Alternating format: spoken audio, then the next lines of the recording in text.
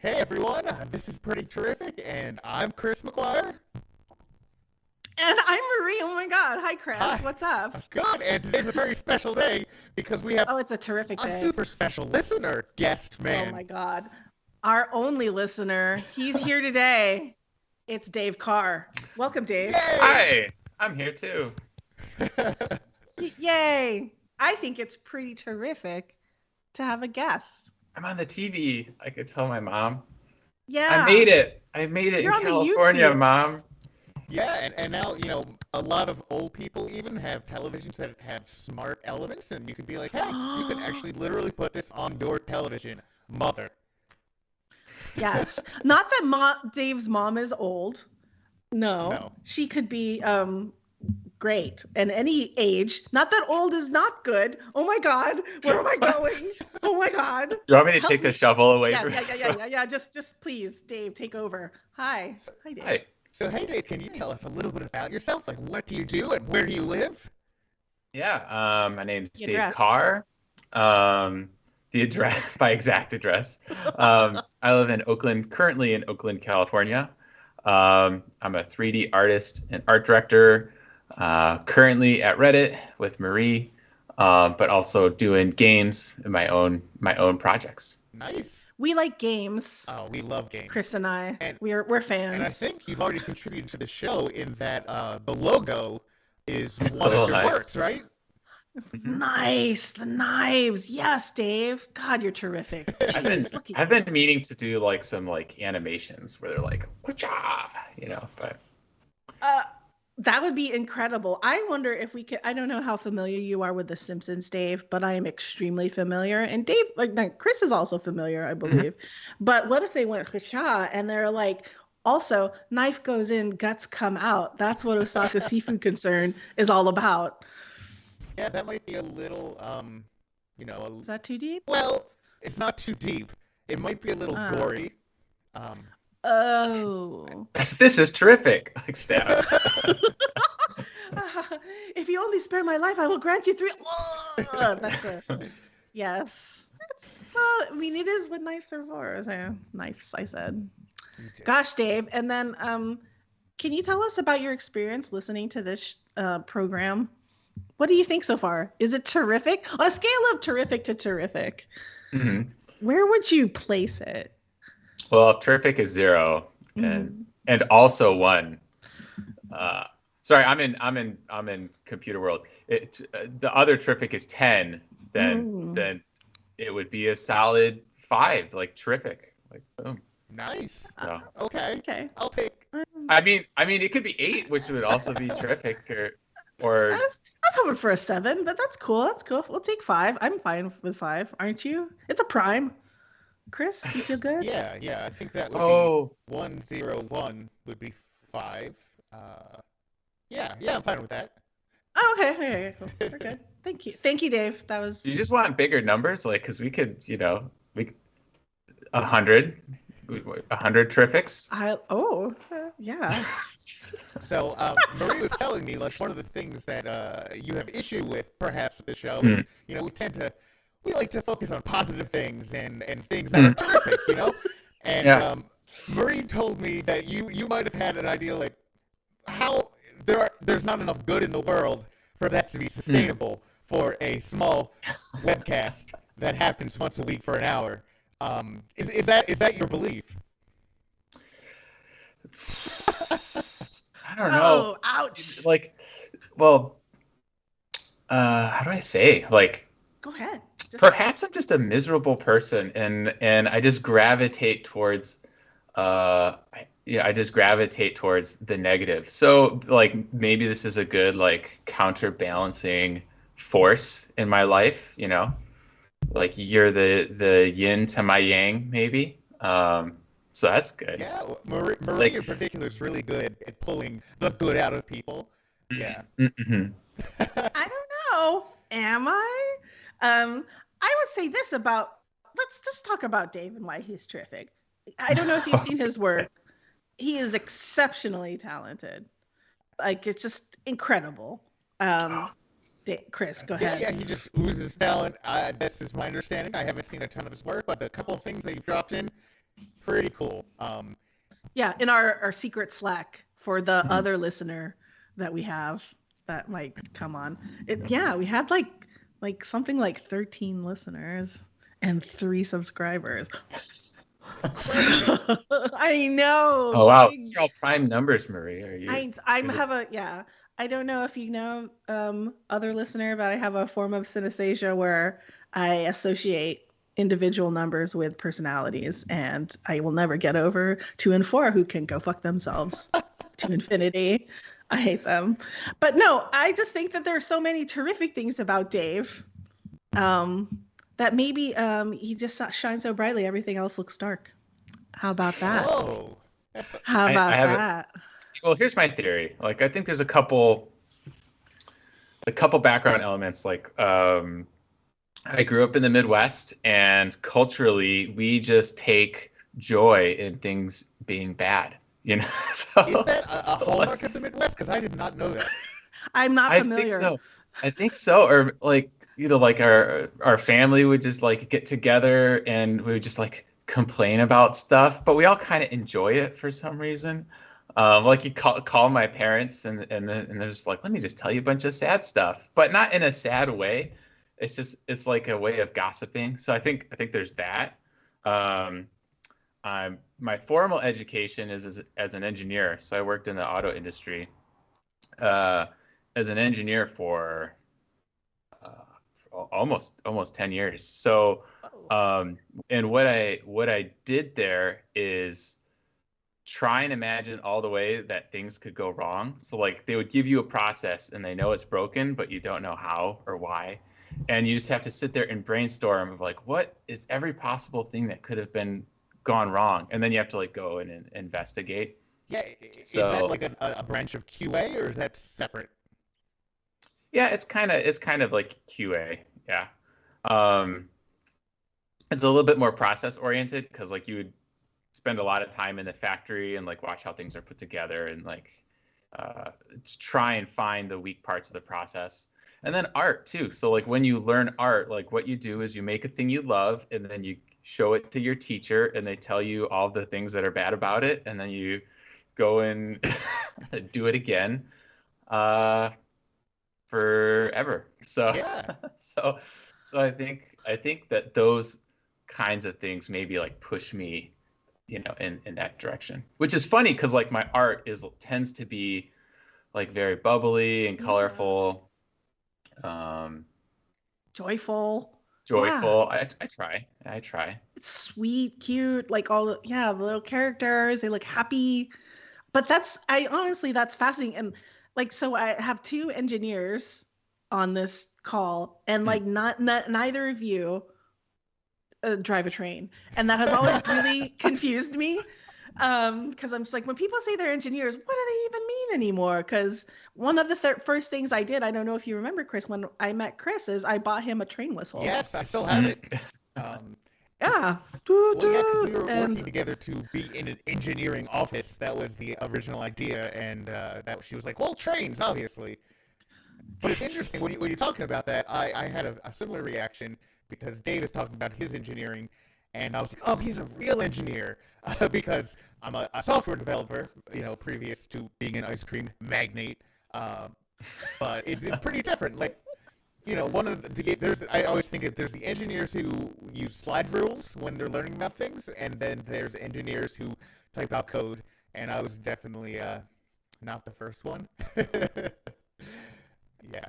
So, sorry, I was just gonna say, like, that's to me like fascinating, Dave, because I had no idea that you worked on cars, and I can see like you're looking out. That is your job. You're trained to be like, what's wrong with this situation? And I wonder how you untrain your brain to like, just like, not do that. Oh, I don't think it's possible because like I personally believe the whole world is organized in systems, right? So it's like the way people interact are systems and politics is systems and like art and culture, everything is just like different systems. And so like once you kind of think in that pattern, it's really useful, but I don't think you can ever unsee it, Yeah, it's similar. I see similar things when I go to ice cream shops now, and I'm always looking behind and analyzing like how are they making things and where are their toppings and who's taking orders and who's scooping and like so many places do it wildly different. Like there's no standard. Like some places will be like one kid will take your order and they'll be like, "What do you want on it?" And they're the one who goes back. They give you the stuff. They take your money, and where they take the money, it's all wildly different. And so like I've organized my shop a certain way, the way that I believe is best, but like it's certainly not standard. And yeah, I can't help but everywhere I go see like where could this be faster? Okay, so you are like optimizing for efficiency and yeah. There's a place in my hometown called Blank Slate, and I think it would murder your soul to watch it because they intentionally make queuing super slow, so there's always a line out the door, Yeah. like literally out the door, wrapping around the building. Well, yeah, Where it's like so it works out for them though. for some people, Okay. It looks I impressive, I bet. there's Right? It oh looks like, yeah, oh, yeah, everyone must definitely. love it there. I once got chocolate chip cookie dough there, and it had one cookie dough, and after that, I was like, never again, Yeah. never again. No, for me, like I think about the lost potential revenue, like as a small business. If you're Mhm. moving people slow, that means you're taking money slow, and I want to like, especially my shop's very small, and so I'm thinking very intentionally about how can we get people in and serve them, take their money as quickly as possible. Because we Mm-hmm. have one register and one scooping station, and so it's like, all right, this needs to move like a well-oiled machine, or else like we're screwed. Now the thing is, like, we have to capitalize on when busy times happen, because of busy time, Hmm. dinner's over, everyone wants to come get ice cream, and there's like a 2 hour window where everyone wants ice cream, and Hmm. the rest of the day is pretty slow. And so if you don't get as many people in during that short period, like you just don't get it.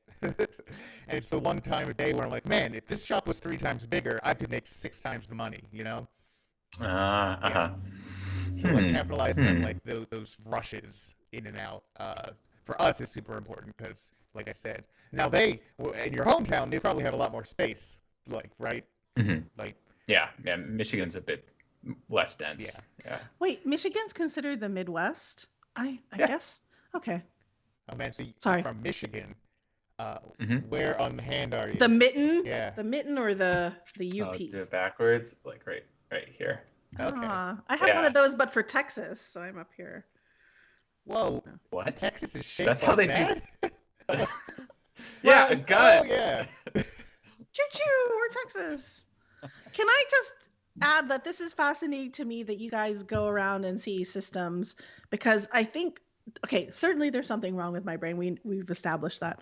But there's something extra wrong with my brain where every day I'm just like, huh, discovering the world anew. Like I've been with my husband now 22 years and I'm always like, oh, this guy? And it's like I have to discover him again. And it's like that's how I never get tired of him because he's just like, oh, he has all these quirks. But then also Mhm. how sometimes I can get sad or disappointed by things because it's like, oh, that's a surprise to me. And I don't know. There's just something about me where I'm like, oh my God, look at this. And I consider it a failing where I like cannot sort of continue. Like it's like sort of object permanency. Yeah. I don't think that's a failing. I mean, and also people change every day, and when you're with someone for such a long time, it's a slow change. But like you'll turn around and be like, "Who is this person?" I don't. I think that's Mm. sort of normal. I don't know. Like Dave, it sounds like you're in a long-term relationship as well. Yeah. I'm married. I think my wife would pay for your power, Marie. 'Cause she's Bored to death. like, yeah, This guy. like, let me tell you about my video game. She's like, I can just see her like, okay, tell me about the thing you made. But You you know, make new because like, things all the time. I mean, it's very exciting for me. So like, um, so yeah, I think that she would love to like be surprised by me, and I love to talk, like I talk nonstop, and so I think if she could be surprised by the things I say, life would be more enjoyable for her. So maybe it's strange that you think it's a failing. Well, it just feels like oh, why haven't I gotten used to things? Why haven't I sort of, I don't know, why haven't I just sort of put it in there? I don't Are know. you The words incapable of fail me. learning? Is that what you're thinking? It seems like it's just like I'm always trying to put on and I was like, it's just a disaster. I can't learn to put on my glasses. It's very challenging. Yeah. Well, I hear that gets better with age. Your brain just gets sharper and sharper, and you can recall Yeah, things quickly. absolutely. I'm, coming up on 45, and it's just going to be, bam. Yeah. That's the sound of like very sharp knives in my brain. There's this ad that comes on. So as I'm making dinner, I often put on like Jeopardy and Wheel of Fortune just to have something on, and sometimes it's fun to yell at the TV about something stupid. And one of the ads that comes on is about Prevagen, which is supposed to be some supplement that helps your brain when you're old. Because all the ads during Jeopardy are for old people, like exclusively. They're all about they found their market in you. Yeah. Sorry. But yeah, Prevagen, and they're always like, Prevagen will help you think of things, and they have these testimonials where someone's like, oh yeah, I used to forget everything, but now I know it, thanks to Prevagen. And then at the end, they're always like, it's made from this chemical found in jellyfish. And everyone's like, what? Jellyfish? And I don't know why, like, that's like it kind of reminds me of, how Airborne, the thing that's supposed to keep colds away, they're like, it was made by a school teacher. For some reason, like, Prevagen's thing is like, we found it in jellyfish. Like, I don't know why they're so incredulous in their marketing about this, but yeah. I think jellyfish are renowned for their memories. Yeah. And so, of course, they're just like, wow, when I think of a really sharp animal in the animal kingdom, definitely the box jelly or a good man of war. So, yeah. Yeah, that Portuguese man of war is going places. Yeah, absolutely. Have you guys seen, there's an infographic going around like a couple years ago, and it was the biomasses of all of the different types of animals compared to one another. It's like mammals, reptiles, insects, jellyfish. No way. Yes. Terrifying. I mean, if there's this much jellyfish in the world, I think it's about time we found something useful in them.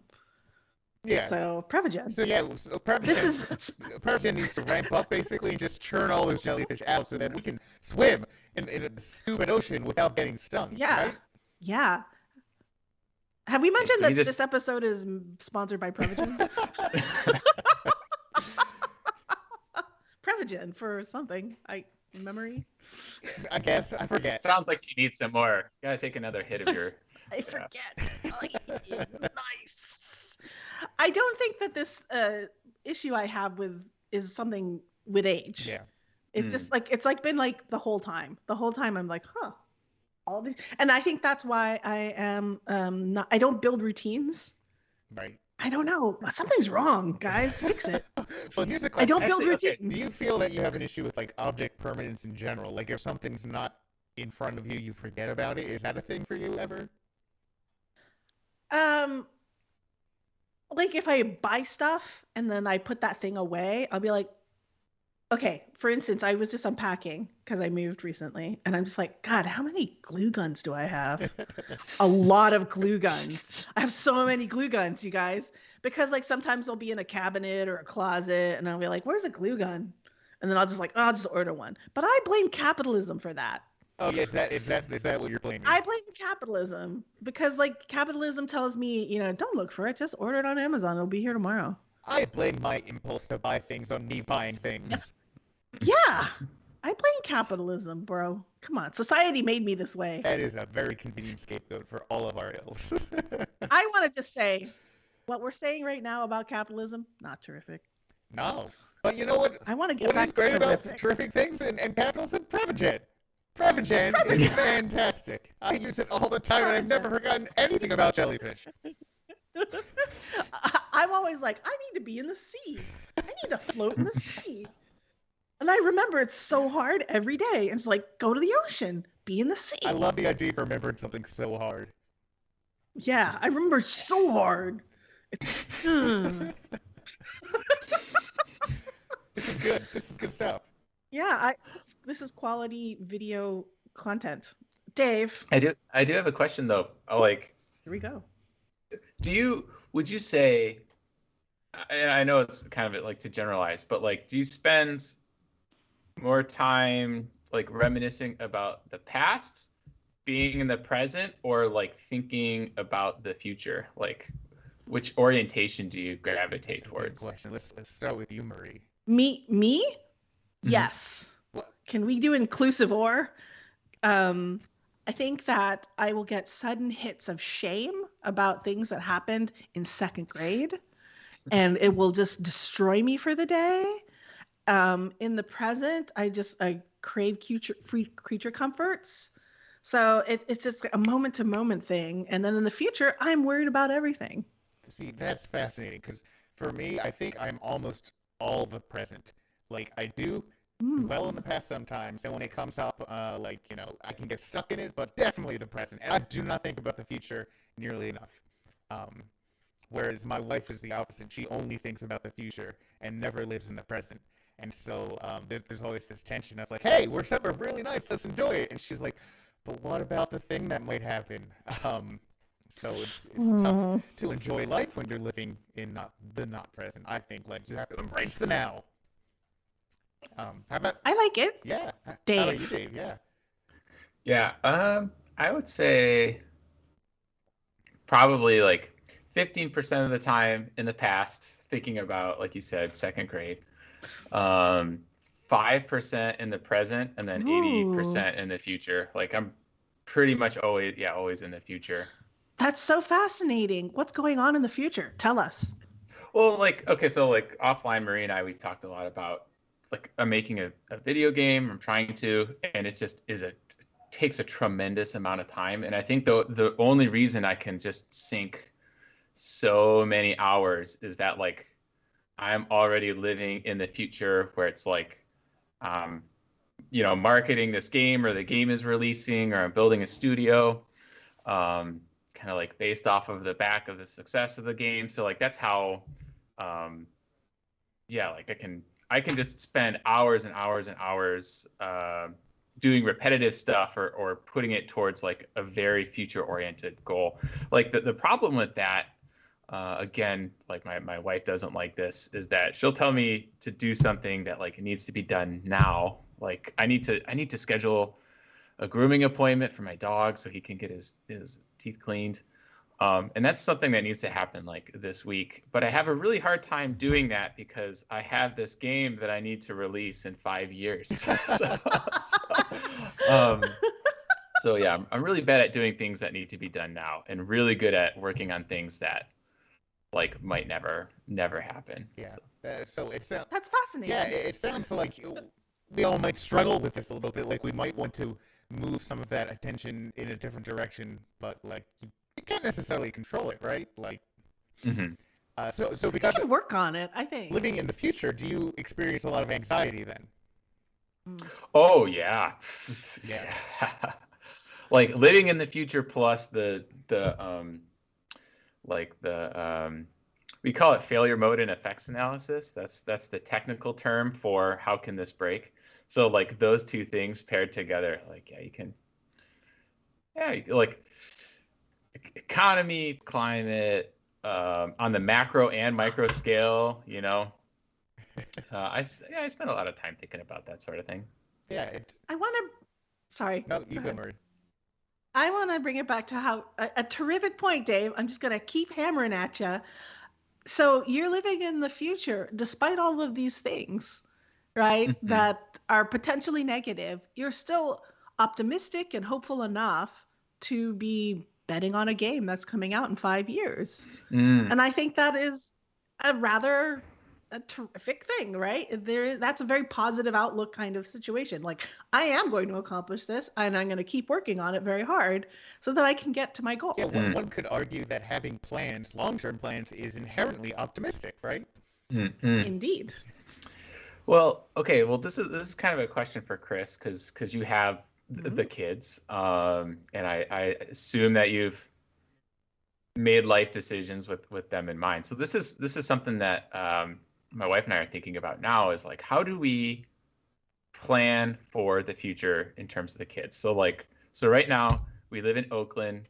We live tiny 2-bedroom apartment, which is fine for now because our son is 2.5, so he's not in the school system yet. But like eventually, we're gonna have to pick a place to put a nest. And so, do we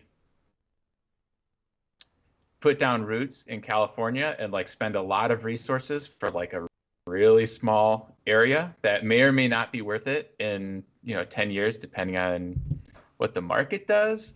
Do we buy a huge plot of land in Michigan and like can weather any storm, but will be like a little more secluded maybe, or we don't have the beautiful weather? How does that affect our kids growing up? So did you do any sort of that calculus Oh yeah. With your life planning? Yeah, so those are huge questions, and I think, every decent parent goes through them.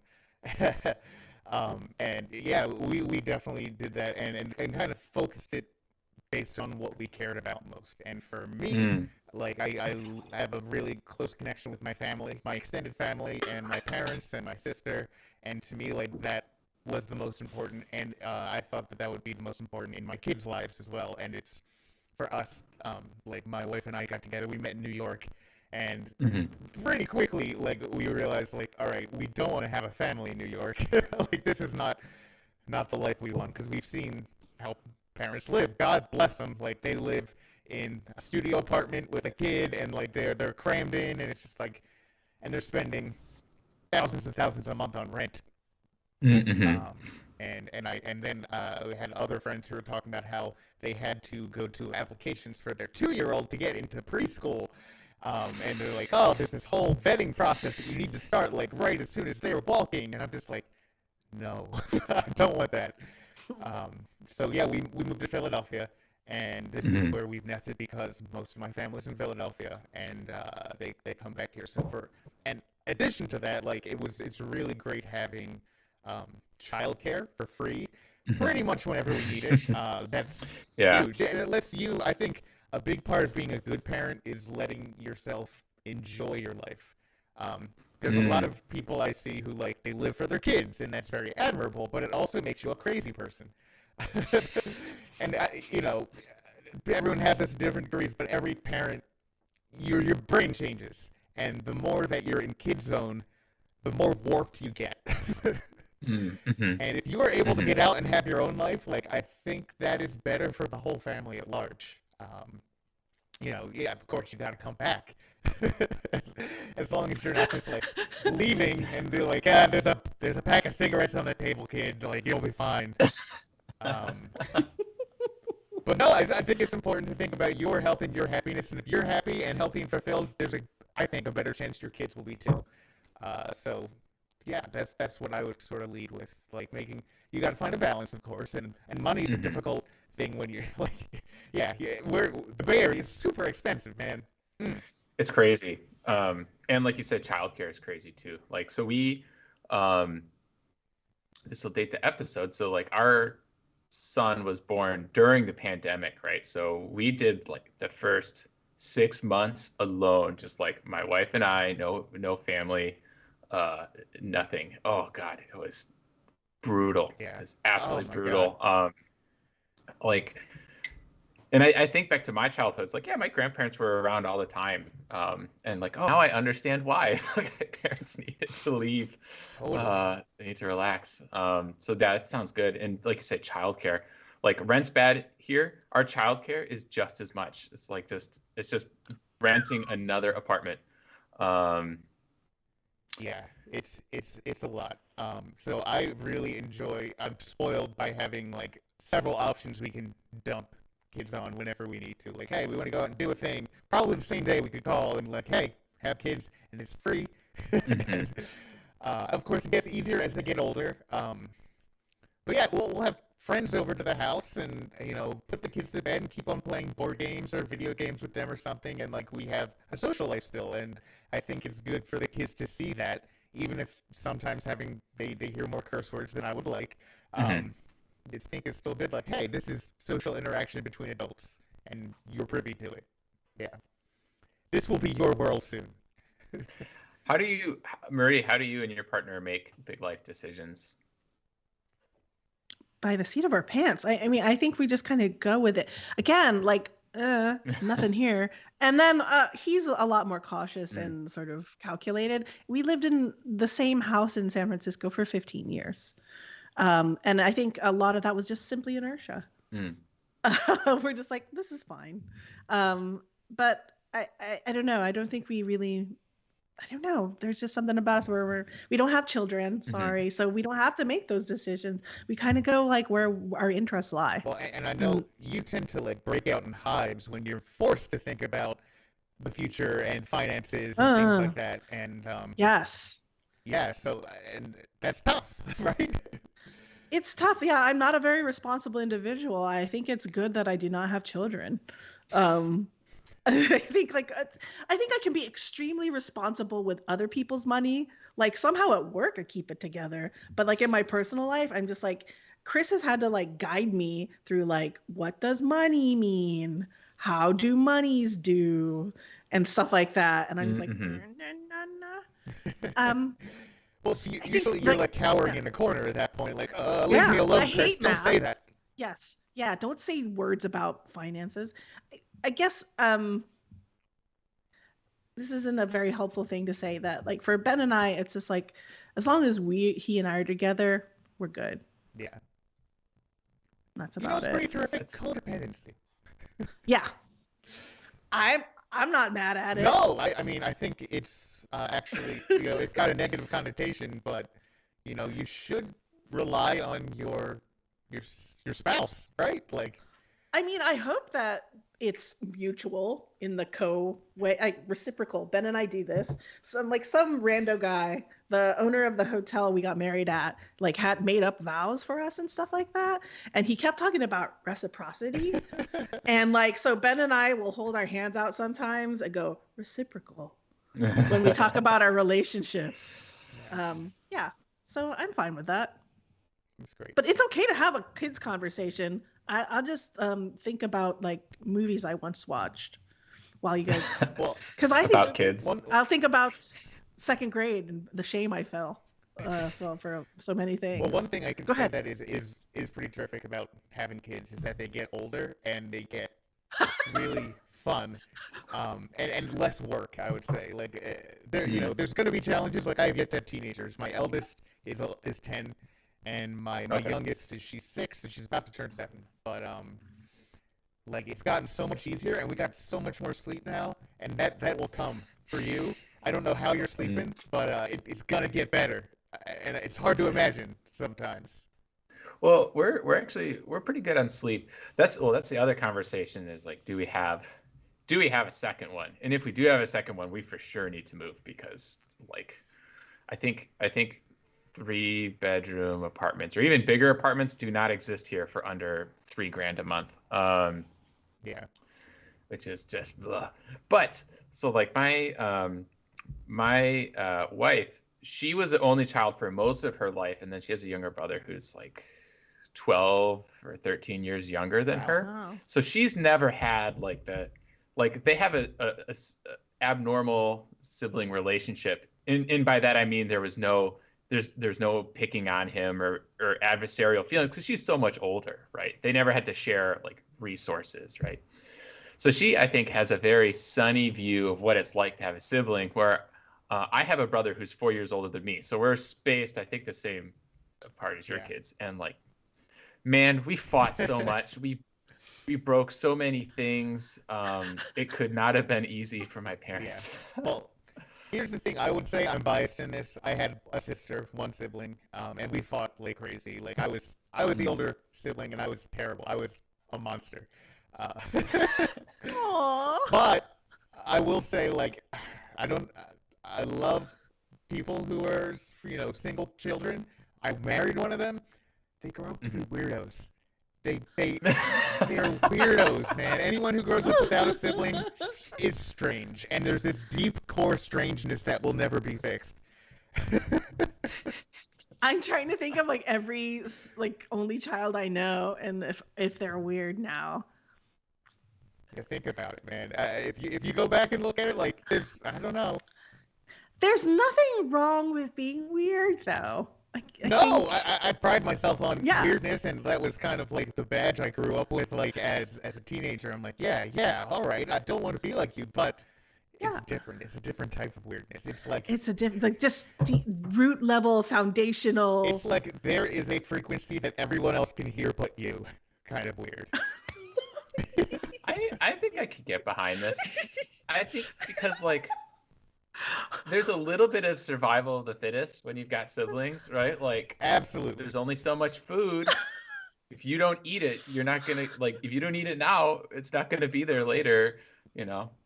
Yeah, and you know, it gets you used to the world.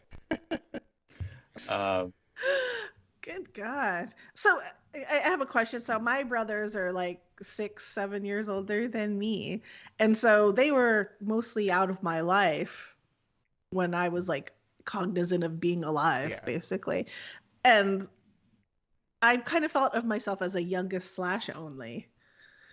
Where does, and you're, so you guys are experienced with the closer sibling thing. How does that feel to you if that I'm saying I am like youngest slash only? I think it sounds like you had elements of both. Like I think that's fair to Mhm. say. But Okay. I think you might be able to hear that frequency. I could still, Yeah. okay. I just want to know if I'm still a normal. well, there's or- there's like a couple factors, right? Like I think only children and maybe first children, like they are their parents' first kid, right? So it's like they're used to having parents who care deeply about everything. And I think when you are, you know, second, third kid, like that's when your parents like ease off the gas a little bit, a little bit, Yeah. you know. You know, I've heard my parents say that when you have a second kid, like when they cry, you're just like, they're crying, it's Yeah. fine, you know. Um, And I think sometimes so that's healthier. Like that, we've mhm, definitely done that with the second kid, and you know, she'll see this some years down the road and be like, "What?" But no, yeah, there's. It's not like a conscious less effort thing. It's more just like you're not as concerned because you've been through it mhm, before, and you know, like, well, Mm. you're not gonna die. You'll be fine. Like, mhm, I don't know if this mhm, was your experience, like in like you had a new baby, right? And this new muling this thing is in your hands, and you're just like, it's fragile, it's gonna break, it's gonna die. Like, look at it, it's mhm, defenseless. But you see a nurse come in, and the nurse comes and they're like, oh, here's how you burp a baby, and she like flips it over her shoulder like a rag doll, and just like oops, yeah. it's just kind of way more not delicate with it, and the baby's fine. Mhm, And then you're just kind of like, mhm, mhm. all right, it's not a porcelain doll. It's it's made to be smacked around a little bit. Not literally smacked. Oh god, I'm using terrible words. Oh God, let's take it out of context. I'm just gonna take a clip and just play it over and over. Babies are Uh, made to be smacked around a little bit. Yeah, but no, they're stronger than you think. And by the time you have a second one, you realize that, and then you're just like, all right, it's okay if the baby cries sometimes.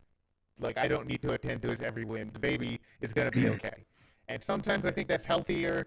Like as a parent, like you're just like you realize, oh, like I can live my life a little bit now. I got it. Doesn't the sound just irritate you to no end, though? I'm sorry, a non-child person. It's just like if a baby were crying, I'd be like, "What up? What's the uh, deal? What do you want?" I think you just get numb to it. You have After to, a or you Really? go nuts. Yeah. Yeah. Like it's engineered to hit like parts of your brain that respond to distress, and I don't. Okay, Well, no, you yeah, just and the thing is, like, you don't necessarily get used to it. It's just you get used to the feeling it provokes in you. Right? ah. Um, it's like, Oh, yeah, okay. every time I get stabbed in the stomach, it hurts. But if it happens every day, like, I know what to expect. Ah, okay. I've always wondered, about Prometheus and having his liver eaten by an eagle every day, and I was like, he's just chill with it now. Sorry, just bringing in Greek mythology for no reason. Greek Are you mythology is terrific. are you replaying Yeah. God of War right now? Is that what's going on? No, I don't play. So I wish I could play old school God of War. Can we talk about this very quickly? Sorry, this is a very well. You know what? Parenting is involved in the God of War series, but let me say, I did not care for the most recent one. I like the The old school God of War. they just released there's 2018 and then they Ragnarok. just Ragnarok. Yeah. Yeah. Yeah, neither then. I'm not. I just the whole Corey Balrog or whatever his name is. I want to call him Balrog. it's not for me. I like old school, like just violence, Yeah. the violence You and don't the like weird, sexy QuickTime events. brooding dads. Nah, You don't want no Walking Simulator thanks. added to your God of War experience. Nah, thank you. I'm good. I'm good. I want like really bad platforming components for some reason, right? Like remember, like sometimes the maps are just like, why? Oh, I died because I couldn't get any. That's what I want. I want my I am killing a minotaur, that kind of thing. And then it's like, ooh, sexy times, press X. Uh, So that kind of So thing. here's a question. I think this is a good one for us to kind of wrap up on. I would love to hear, as a game designer slash developer, Dave, what game have you played recently that is firing for you? Like, what are you enjoying? Well, we'll keep this terrific. I have so many thoughts on games and the direction of games right now. Yeah. I'm playing a card game called Inscription, which it was pretty popular, I think last year, maybe 6 months ago. And the way I would sell it is it's got spooky vibes, and it's kind of like a card game within a puzzle. So you're playing a card game against the antagonist, and you're like stuck in his cabin. But you can get up from the table and like walk around the cabin and interact with other things. So like there are puzzles there and solutions to puzzles, like kind of hidden diegetically within the environment. So it's very cool. And there's kind of like a surreal element too, where like some of the cards talk to you, and there's kind of some, I don't know if it's like time loopiness or there's something going on. I haven't quite figured it out. It sounds really cool. That sounds like incredible. And I also, what does diegetic mean?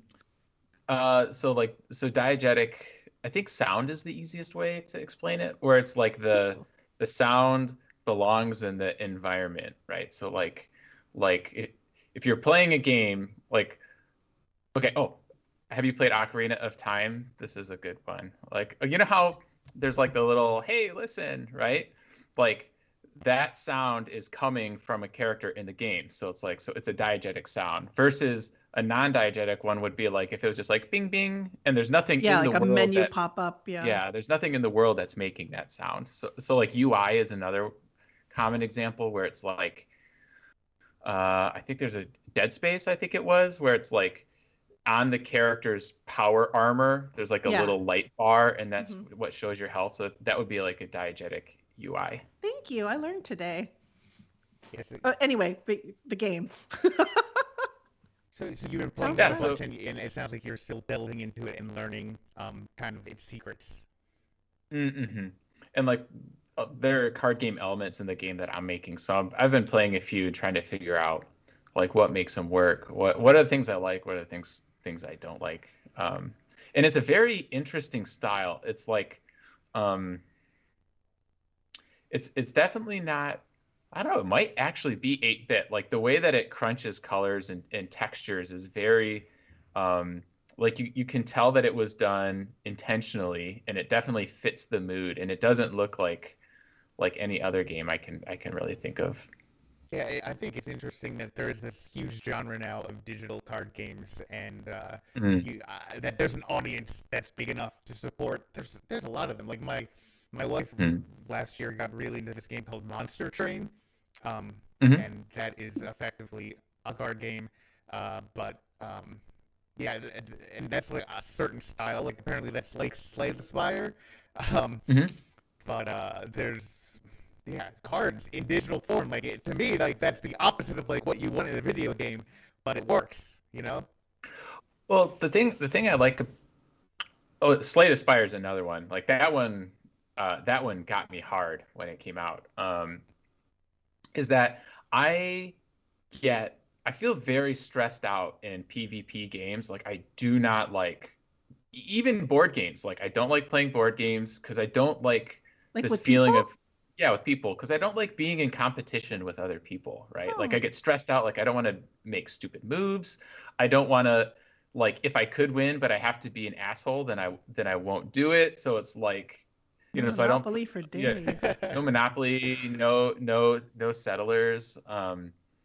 yeah, so it just kind of stresses me out. And it's like the same with card games. Like I used to play a lot of Magic, but we would kind of play in a style that wasn't combative. It was more like, how silly can you make your deck? It wasn't like I'm going to win at all costs. So like I never got into Hearthstone because I know it's like super competitive. So I like games like Inscription or Slay the Spire, where it's a card game, but it's still PvE instead of PvP. It kind of lets me make stupid mistakes and not be like, oh, this person on the internet somewhere thinks I'm dumb now. You don't have that competitive eye of the tiger spirit that they espouse for gamers often, it sounds. Well, that's the thing. I almost think it's like I am so competitive that I won't put myself in competitive environments because the feeling of losing hits so hard that I just don't like to do it.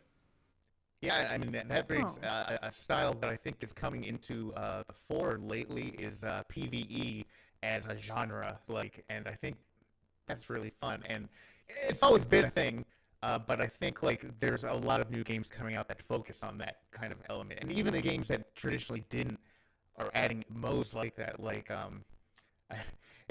No one wants to talk about it now, but Overwatch, they added a PvE mode that everyone got pretty excited about. They added some to StarCraft, StarCraft 2, which was really fun to play with people, especially since that game can have massive skill gaps. That was one I could play with other members of my family, despite us, we could never play against each other 1v1 because it just wouldn't be fun. So you'd be like cooperative. Yeah, cooperative. Neat. It's really fun. It's like, hey, we're all working together for a common goal to kill the computer. And the computer, you don't have to worry about what it thinks about you, unless it's some kind of horrible learning AI. Yeah. Aww. I wanted to end, because I do know we need to wrap up, but I just wanted to bring it back to card games, and I wanted to end on a note that would make Dave unhappy. I do see that there are a lot more CCGs out there lately, and a lot of them revolve around NFTs. And I just wanted to bring that up for Dave because I know how he feels about them. You're bringing this up on Pretty Terrific, man. Come on. I'm sorry. Wait. Okay. You know what's pretty terrific, you guys? And it's been such a pleasure, Dave, to have you here. And I find you fascinating. And this conversation has only made me feel like you are even more fascinating. And I think that's terrific. Chris, take it. Yeah, thanks so much, Dave. It's been awesome, and maybe we'll have you on another time. To talk about other things. I know, I planned to talk about games and nothing else today, and we didn't do that. Yeah. Well, we'll have to do it again and talk about games some more. How's that sound? You definitely will. Cool. I'm down. Anytime. All right, guys. Okay, bye, Thanks so much for watching, all of you. All of Dave. Don't worry, I'll watch this after we post it up. You would? Give it a like. All right, guys, we'll see you next week. Oh, what?